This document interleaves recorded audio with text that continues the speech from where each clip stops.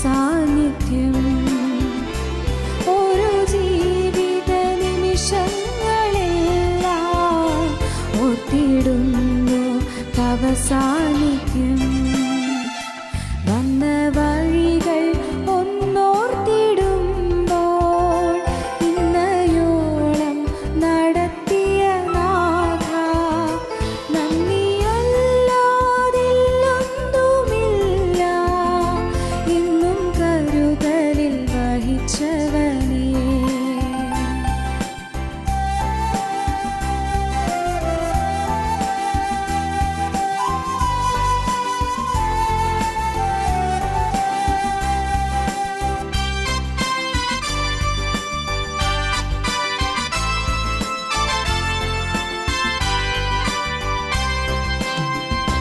മനോവ്യഥകൾ നീ എന്നും കണ്ടു, മനസ്സലിഞ്ഞു ദയ കാട്ടി നീ.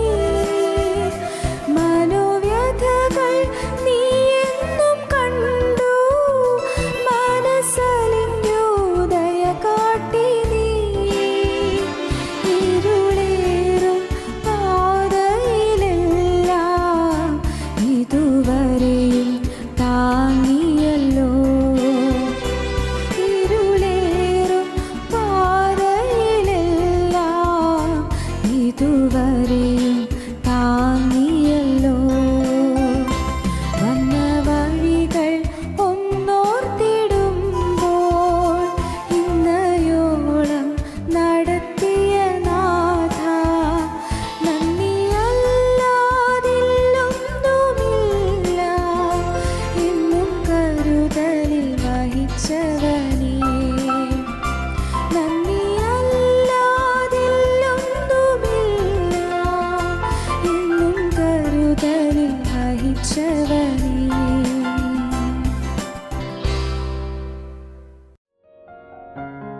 ഞങ്ങളും ക്രൂശിക്കപ്പെട്ട ക്രിസ്തുവിനെ പ്രസംഗിക്കുന്നു. ദൈവ തിരുനാമത്തിന് മഹത്വം ഉണ്ടാകട്ടെ. വിശുദ്ധ യോഹന്നാൻ്റെ ഒന്നാമത്തെ ലേഖനം 2-ാം അധ്യായം 15, 16, 17 വാക്യങ്ങൾ ഞാൻ വായിച്ച് കേൾപ്പിക്കാം. ലോകത്തെയും ലോകത്തിലുള്ളതിനെയും സ്നേഹിക്കരുത്. ഒരുവൻ ലോകത്തെ സ്നേഹിക്കുന്നുവെങ്കിൽ അവനിൽ പിതാവിൻ്റെ സ്നേഹമില്ല. ജഡമോഹം, കൺമോഹം, ജീവനത്തിൻ്റെ പ്രതാപം, ഇങ്ങനെ ലോകത്തിലുള്ളതെല്ലാം പിതാവിൽ നിന്നല്ല, ലോകത്തിൽ നിന്നത്രേ ആകുന്നു. ലോകവും അതിൻ്റെ മോഹവും ഒഴിഞ്ഞു പോകുന്നു, ദൈവേഷ്ടം ചെയ്യുന്നവനോ എന്നേക്കും ഇരിക്കുന്നു. ലോകത്തെയും ലോകത്തിലുള്ളതിനെയും സ്നേഹിക്കരുത്. ഉൽപ്പത്തി പുസ്തകത്തിൽ അബ്രഹാമിൻ്റെ ജീവിതത്തെക്കുറിച്ച് നാം പഠിച്ചുകൊണ്ടിരിക്കുന്ന ഈ സന്ദർഭത്തിൽ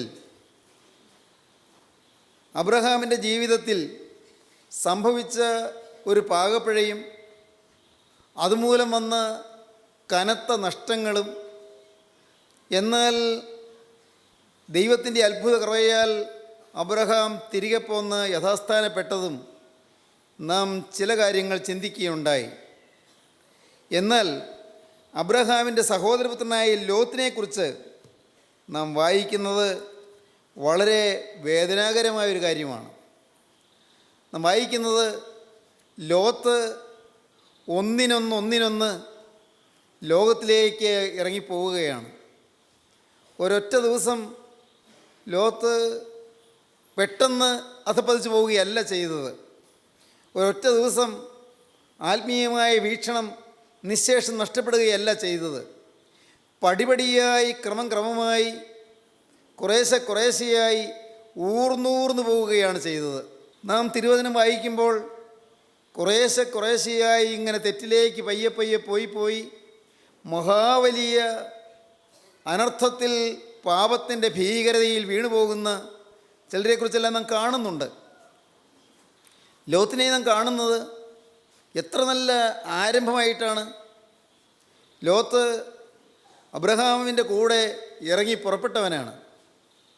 അബ്രഹാമിൻ്റെ കൂടെ തന്നെ അങ്ങ് നദിക്കക്കരെ മെസപ്പൊട്ടോമിയയിൽ ജീവിച്ചു വന്ന ലോത്ത് അബ്രഹാം ദൈവവിളി കേട്ട് പുറപ്പെട്ടപ്പോൾ അതിൽ ആകൃഷ്ടനായി അബ്രഹാമിൻ്റെ കൂടെ പുറപ്പെടുവാൻ തീരുമാനിച്ച് ഇറങ്ങി പുറപ്പെട്ട ഒരു ദൈവദാസനാണ്.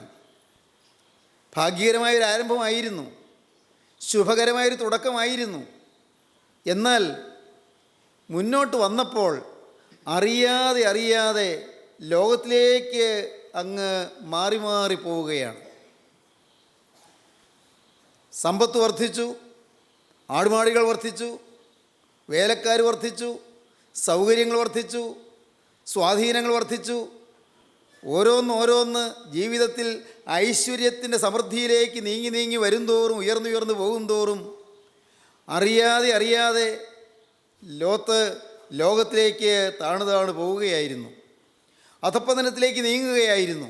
സമ്പത്തുണ്ടാകുന്നത് പാവമല്ല, ആടുമാടുകളുണ്ടാകുന്നത് പാവമല്ല, ദാസീദാസന്മാരുണ്ടാകുന്നത് പാവമല്ല, എല്ലാവിധത്തിലും ഭൗതികമായി ഐശ്വര്യങ്ങൾ നേടുന്നതും പാവമല്ല.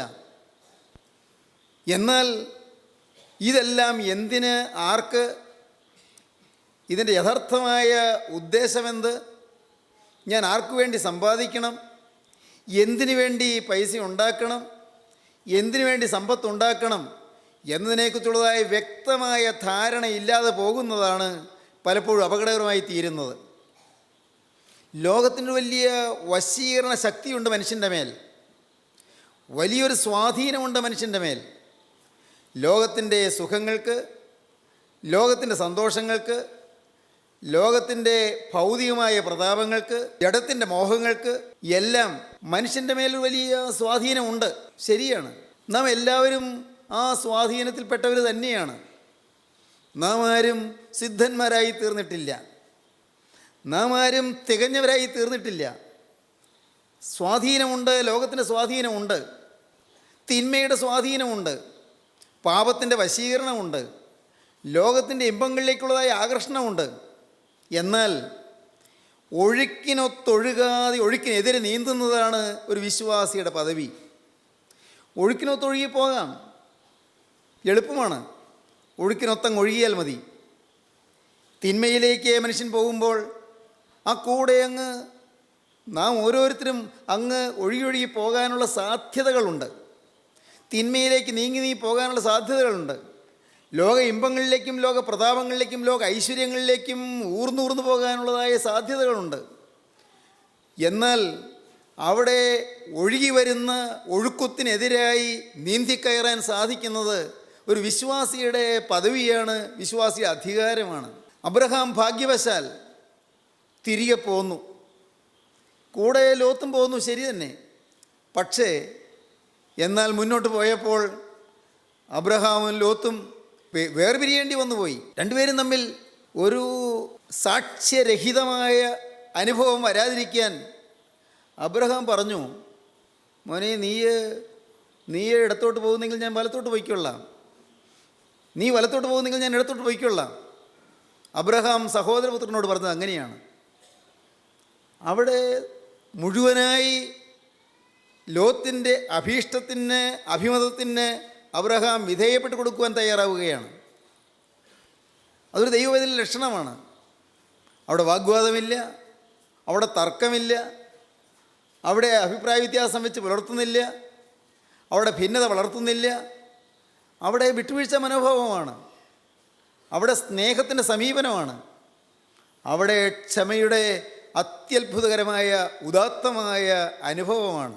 അങ്ങനെ അവർ പിരിഞ്ഞു എന്നാണ് വായിക്കുന്നത്. 13-ാം അധ്യായത്തിൽ 8-ാം വാക്യം നമുക്ക് വായിക്കാം. അതുകൊണ്ട് അബ്രഹാം ലോത്തിനോട്, എനിക്കും നിനക്കും എൻ്റെ ഇടയന്മാർക്കും നിൻ്റെ ഇടയന്മാർക്കും തമ്മിൽ പിണക്കമുണ്ടാകരുതേ, നാം സഹോദരന്മാരല്ലോ, ദേശമെല്ലാം നിൻ്റെ മുമ്പാകെയില്ലയോ, എന്നെ വിട്ടു പിരിഞ്ഞാലും നീ ഇടത്തോട്ടെങ്കിൽ ഞാൻ വലത്തോട്ട് പോയിക്കൊള്ളാം, നീ വലത്തോട്ടെങ്കിൽ ഞാൻ ഇടത്തോട്ട് പോയിക്കൊള്ളാം എന്ന് പറഞ്ഞു. അബ്രഹാം ഇത് പറഞ്ഞപ്പോൾ ഉടനെ അടുത്ത വാക്യം ദൈവത്തിൻ്റെ പരിശുദ്ധാത്മാവ് രേഖപ്പെടുത്തിയിരിക്കുന്നു. നോക്കൂ, അപ്പോൾ ലോത്ത് നോക്കി. ലോത്ത് നോക്കുന്നത് അബ്രഹാമിൻ്റെ വ്യസനമുള്ള മുഖത്തേക്കല്ല. ലോത്ത് നോക്കുന്നത് അബ്രഹാമിൻ്റെ വിഷാദപരവശമായ ഭാവത്തിലേക്കല്ല. ലോത്ത് നോക്കുന്നത് ഏതൊരു ദൈവത്തിൻ്റെ വചനം കേട്ട് പുറപ്പെട്ടുവോ ആ ദൈവത്തിൻ്റെ ഹിതം എന്തായിരിക്കും എന്നതിലേക്കല്ല. നാം വായിക്കുന്നത് ഇങ്ങനെയാണ്, അപ്പോൾ ലോത്ത് നോക്കി യോർദാൻ അരികെയുള്ള പ്രദേശമൊക്കെയും നീരോട്ടമുള്ളതെന്ന് കണ്ടു. യോർദാനരികെയുള്ള പ്രദേശമൊക്കെയും നീരോട്ടമുള്ളത് എന്ന് കണ്ടു. നീരോട്ടമുള്ള സ്ഥലങ്ങളിലേക്കാണ് നോട്ടം. ആ തുടങ്ങിയത് നോട്ടത്തിലാണ്. ഒരു വീക്ഷണഗതിയിലെ വ്യതിയാനത്തിലാണ് തുടക്കം. ദൈവത്തിന് സ്തോത്രം. ലോത്ത് നോക്കി, ആ വാക്ക് അടിയിൽ വരയ്ക്കേണ്ടതാണെന്ന് എനിക്ക് തോന്നുന്നു. ലോത്ത് നോക്കിയപ്പോൾ യോർദാനരികെയുള്ള പ്രദേശമൊക്കെയും നീരോട്ടമുള്ളത് എന്ന് കണ്ടു. നല്ല ഫലപുഷ്ടിയുള്ളതായ സ്ഥലം, നല്ല വളക്കൂറുള്ള മണ്ണ്, ധാരാളം വിളവെടുപ്പ് കിട്ടാവുന്ന പ്രദേശം, ധാരാളം സമ്പാദിക്കാം. മോഹന സ്വപ്നങ്ങൾ ചിറക് വിടർത്തുകയാണ്. വലിയ പ്രതീക്ഷകളിങ്ങനെ ഉയർന്നുയർന്ന് വളരുകയാണ്. വരുംകാലത്തെക്കുറിച്ചുള്ളതായ വളരെ നല്ല ശുഭകരമായ ആശകളും പ്രതീക്ഷകളും വളർന്നു വരികയാണ്. എന്താണ്? നല്ല നാട്, നല്ല മണ്ണ്, നല്ല എക്കൽ മണ്ണ്, യോർദാനാറിൻ്റെ 2 വശങ്ങളിലും കിടക്കുന്ന മണ്ണിൻ്റെ വളക്കൂറുള്ളതായ ആ ഫലഭൂയിഷ്ടമായ പ്രതല ഭംഗി. ലോത്ത് അതെല്ലാം കണ്ടു.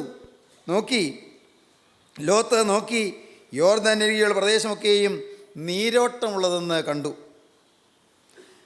അത് കഴിഞ്ഞ് നാം പിന്നീട് തുടർന്ന് വായിക്കുമ്പോൾ കാണാം, 1ാമത് നോട്ടത്തിൽ തുടങ്ങി വീക്ഷണത്തിൽ വന്ന മാറ്റം. അത് കഴിഞ്ഞ് അടുത്തത് നാം വായിക്കുന്നത് ഇങ്ങനെയാണ്, യഹോവ സൊദോമിനെയും ഗൊമോറയെയും നശിപ്പിച്ചതിന് മുൻപേ അത് യഹോവയുടെ തോട്ടം പോലെയും സോർ വരെ മിസ്രയീം ദേശം പോലെയും ആയിരുന്നു. ലോത്ത് യോർദാനരികെയുള്ള പ്രദേശമൊക്കെയും തെരഞ്ഞെടുത്തു.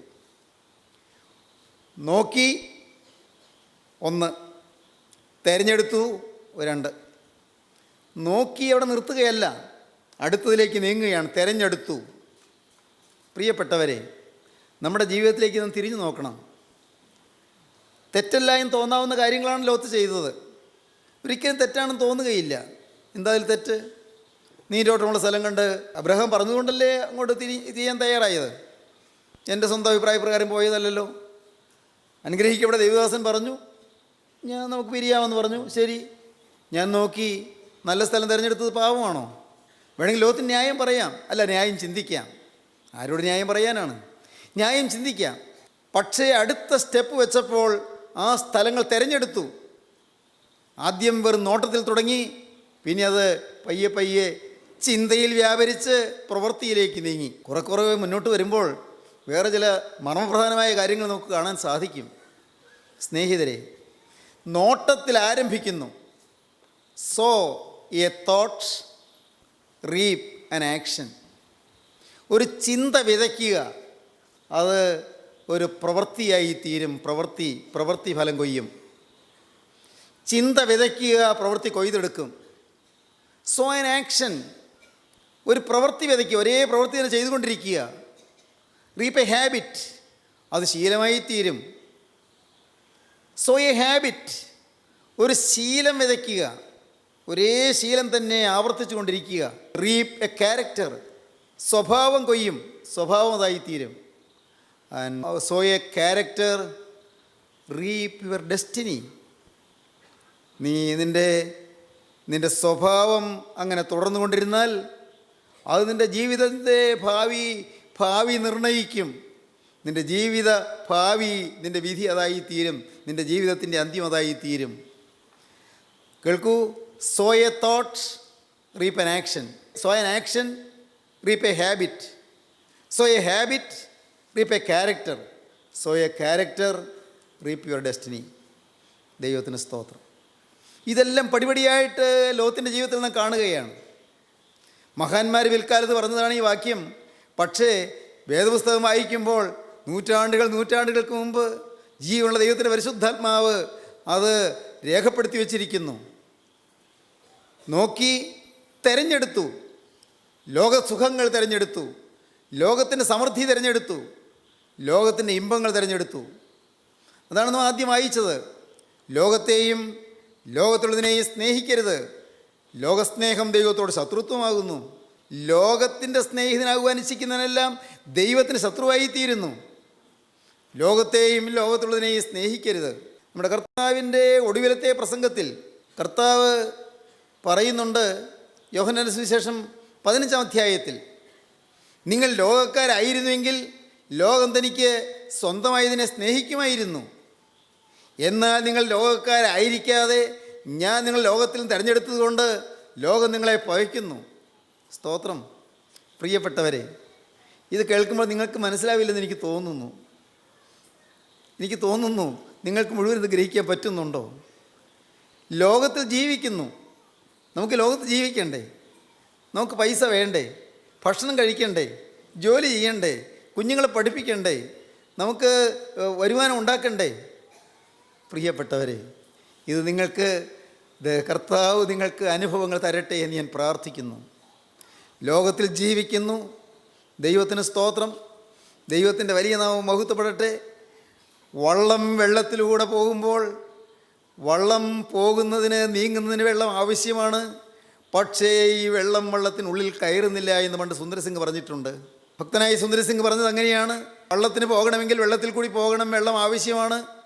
പക്ഷേ ഈ വള്ളത്തിനുള്ളിൽ വെള്ളം കയറരുത്. നമ്മുടെ ഉള്ളിൽ ലോകം കയറി പറ്റരുത്. ലോകം നമ്മെ വിഴുങ്ങാൻ ഇടവരരുത്. നമ്മുടെ ലക്ഷ്യം തെറ്റിപ്പോകരുത്. ലോകത്തിലെ പ്രതാപമായിരിക്കരുത് നമ്മുടെ ലക്ഷ്യം. ലോകത്തിലെ പണത്തിൻ്റെ സമൃദ്ധി ആയിരിക്കരുത് നമ്മുടെ ലക്ഷ്യം. ലോകത്തിൻ്റെ ധനത്തിൻ്റെ ആമോദമായിരിക്കരുത് നമ്മുടെ ലക്ഷ്യം. ഇതെല്ലാം വെറും മണ്ണാങ്കട്ട. എൻ്റെ കർത്താവേ, എല്ലാം താൽക്കാലികം, എല്ലാം ക്ഷണികം. ഒന്ന് ഞൊടിയുടെ നേരം കൊണ്ട്, എൻ്റെ കർത്താവേ, ഒന്ന് ഞൊടിക്കുന്ന സമയം കൊണ്ട്, ഒരു ക്ഷണ മാത്രം കൊണ്ട് എല്ലാം പറന്ന് ഞാനങ്ങ് പോകാനുള്ളവനാണ്. 6 അടി മണ്ണേ വേണ്ടൂ കർത്താവേ. എനിക്കിവിടെ 6 അടി മണ്ണിൽ എൻ്റെ ഈ ശരീരം നിക്ഷേപിക്കാനുള്ളതാണ് എൻ്റെ നാഥ. എന്നാൽ എൻ്റെ ആത്മാവ് പറന്നു പോകേണ്ടത് നിത്യ സ്വർഗത്തിലേക്കാണ്, നിത്യസ്വർഗീയ തീരത്തേക്കാണ് എൻ്റെ ആത്മാവ് പോകേണ്ടത്. അവിടെ എത്തിയില്ലെങ്കിൽ എൻ്റെ ജീവിതം നഷ്ടമാണ്.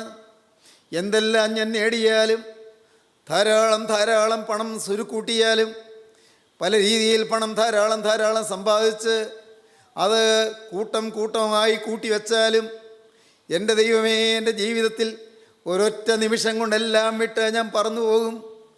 ഈ ലോകത്തിൽ കാണുന്നതെല്ലാം മായ, സകലവും മായ, എല്ലാം ക്ഷണികം. കർത്താവേ, എനിക്ക് നിലനിൽക്കുന്നത് എൻ്റെ യേശുവും യേശുവിൻ്റെ രാജ്യവും. നാഥ, എനിക്ക് യേശുവിൻ്റെ സന്നിധിയിലെത്തണം.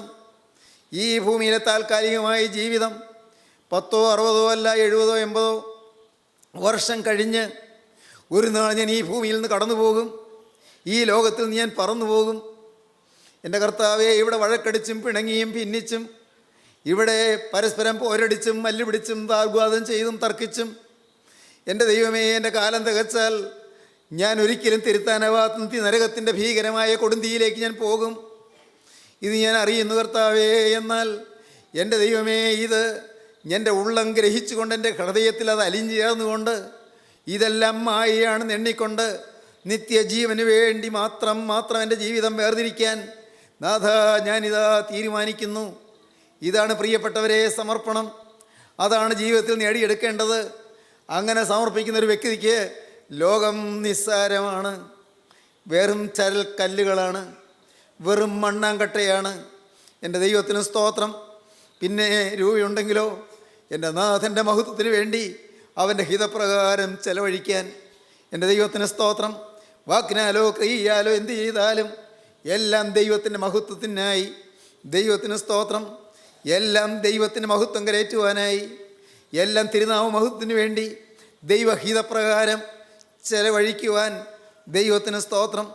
അപ്പോസ്തലനായ പൗലോസ് പറഞ്ഞില്ലേ, ഞാനിത് സന്തോഷത്തോടെ നിങ്ങളുടെ ജീവന് വേണ്ടി ചെലവിടുകയും ചെലവായി പോകുകയും ചെയ്യും. ദൈവത്തിൻ്റെ വലിയ നാമം മഹത്വപ്പെടട്ടെ. നിങ്ങൾക്കിത് മനസ്സിലാകുന്നുണ്ടോ? നിങ്ങൾക്ക് ഗ്രഹിക്കാൻ പറ്റുന്നുണ്ടോ? നിങ്ങൾക്കിപ്പോഴും മനസ്സിലാകുന്നില്ലെങ്കിൽ എൻ്റെ സ്നേഹിതരെ, നിങ്ങളൊരു കാര്യം ചെയ്യൂ. നിങ്ങൾ എളിമയോടെ നിങ്ങൾ മുട്ടുമടക്കിയിട്ട് അല്പസമയം കർത്തൃപാദത്തിലിരിക്കൂ. ദൈവസന്നിധിയിൽ കർത്തൃപാദത്തിലിരുന്നിട്ട് ഞാൻ ക്രിസ്തുവിൻ്റെ കുരിശിന് ചുവട്ടിൽ ഇരിക്കുകയാണ് എന്ന് നിങ്ങൾ ധ്യാനിക്കൂ. ക്രൂശിന് ചുവട്ടിൽ ഇരുന്നു കൊണ്ട് നിങ്ങൾ ക്രൂശിലെ ആ സ്നേഹത്തെ നിങ്ങളൊന്ന് കാണൂ.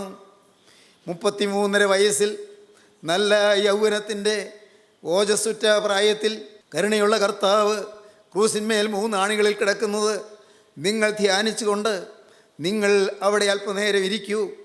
നിങ്ങൾ പുറമേയുള്ള കണ്ണുകൾ നിങ്ങൾക്ക് അടയ്ക്കാം. അല്ല, പുറമേയുള്ള കണ്ണുകൾ തുറന്നിരിക്കണമെങ്കിൽ തുറന്നിരുന്നുള്ളൂ. നിങ്ങൾ ഒറ്റയ്ക്കാണെങ്കിൽ തുറന്നിരുന്നാലും കുഴപ്പമില്ല. നല്ലത് പുറമേയുള്ള കണ്ണുകൾ അടച്ചിട്ട് നിങ്ങൾ ഉൾക്കണ്ണ് തുറക്കാൻ നിങ്ങൾ പ്രാർത്ഥിക്കണം. എന്നിട്ട് നിങ്ങൾ ക്രൂസിലേക്ക് നിങ്ങൾ നോക്കണം. ലോകത്തെ ചപ്പും കുപ്പയുമായി എണ്ണിയ എൻ്റെ നാഥ, നിൻ്റെ അപ്പോസ്തലന്മാർ അങ്ങനെയാണ് എന്നെ പഠിപ്പിച്ചത്. ഞാനെല്ലാം ഉപേക്ഷിച്ച് അവർ എന്നെണ്ണുന്നതാണല്ലോ നിൻ്റെ അപ്പോസ്തലൻ പറഞ്ഞത്. ഞാനും അത് അനുവർത്തിക്കാൻ ആഗ്രഹിക്കുന്നു. എനിക്കിതെല്ലാം മായയാണെന്ന് അറിഞ്ഞുകൊണ്ട് നിൻ്റെ പിറകെ വരാൻ ഞാൻ ആഗ്രഹിക്കുന്നു.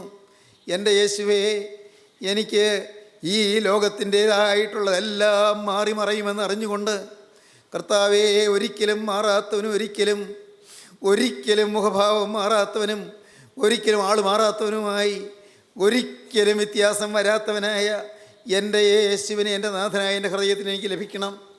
യേശു പോയ അതേ കാൽ ചുവടുകളിലൂടെ കുരിശിൻ്റെ പാതയിലൂടെ എനിക്കും നടക്കണം. യേശു പോയ അതേ കാൽ ചുവടുകളിലൂടെ അടിപതറാതെ മനം പതറാതെ ഉടയവനെ എനിക്കും ഈ യാത്ര തുടരണം. ദുരിതപൂരിതമായ ജീവിതം, കഷ്ടപ്പാടും ദുഃഖവുമുള്ള ജീവിതം, യാതനയും വേദനയുമുള്ള ജീവിതം, രോഗവും ക്ലേശവും ദുഃഖവുമുള്ള ജീവിതം, വിഷാദസങ്കുലമായ ജീവിതം. എൻ്റെ നാഥ, എനിക്ക് ഈ ഭൂമിയിൽ എൻ്റെ യേശുവിനോടുകൂടെ ജീവിച്ച് പ്രസന്നതയോടുകൂടി യേശുവിൻ്റെ വേല ചെയ്ത് എൻ്റെ കാലം തേയ്ക്കണം. യേശുവേ, അതിനായി ഞാൻ ഈ കുരിശിന് ചുവട്ടിൽ ഇരുന്നു കൊണ്ട് നിന്നോട് യാചിക്കുകയാണ്. അതിനുള്ള നൽവരം എനിക്ക് തരണമേ, അതിനുള്ള അനുഗ്രഹം എനിക്ക് തരണമേ. എൻ്റെ പിതാക്കന്മാർ പ്രാർത്ഥിച്ചു, ഞങ്ങളുടെ കർത്താവേ ഞങ്ങളുടെ മേൽ അനുഗ്രഹം ചെയ്യണമേ എന്ന്. ഞങ്ങളുടെ പിതാക്കന്മാർ പ്രാർത്ഥിച്ചു, എൻ്റെ കർത്താവേ എൻ്റെ ശുശ്രൂഷകളും നമസ്കാരങ്ങളും നീ കൈക്കൊണ്ട് ഞങ്ങളുടെ മേൽ അനുഗ്രഹം ചെയ്യണമേ എന്ന്. കർത്താവേ, ഞാനിപ്പോൾ പ്രാർത്ഥിക്കുന്നത് എനിക്ക് വേണ്ടതായ അനുഗ്രഹം എൻ്റെ യേശുവിൻ്റെ ഭാവം വേണമെന്നാണ്. എനിക്ക് വേണ്ടതായ അനുഗ്രഹം യേശുവിൻ്റെ സ്വഭാവം വേണമെന്നുള്ളതാണ്. എനിക്ക് വേണ്ടതായ അനുഗ്രഹം യേശുവിൻ്റെ കാലടി പാടുകളെ തുടർന്ന് നടന്ന് എൻ്റെ നാഥൻ്റെ സന്നിധിയിൽ എത്തിച്ചേരണമെന്നുള്ളതാണ്. എനിക്ക് വേണ്ടതായ അനുഗ്രഹം യേശു വാഴുന്ന സ്വർഗത്തിൽ യേശുവിനോട് വസിക്കണമെന്നുള്ളതാണ്. എനിക്ക് വേണ്ടതായ അനുഗ്രഹം യേശുവിൽ അലിഞ്ഞും ലയിച്ചും ചേരണമെന്നാണ്. എൻ്റെ കർത്താവേ, ആ മഹാസൗഭാഗ്യത്തിന് എന്നെ രൂപാന്തരപ്പെടുത്തിയെടുക്കണമേ. നിൻ്റെ തിരുരക്തത്തിൻ്റെ ഒരു തുള്ളി എൻ്റെ നെറ്റിമേൽ നീ ഒന്ന് പുരട്ടിത്തരണമേ. ആ തിരുരക്തത്താൽ കഴിഞ്ഞ കാല പാപങ്ങളെല്ലാം ഒന്ന് കഴുകി എന്നെ വെടിപ്പാക്കി എന്നെ നിർമ്മലമാക്കി എന്നെ വിശുദ്ധീകരിച്ച് എന്നെ നിന്റെ സാദൃശ്യമാക്കി തീർക്കണമേ.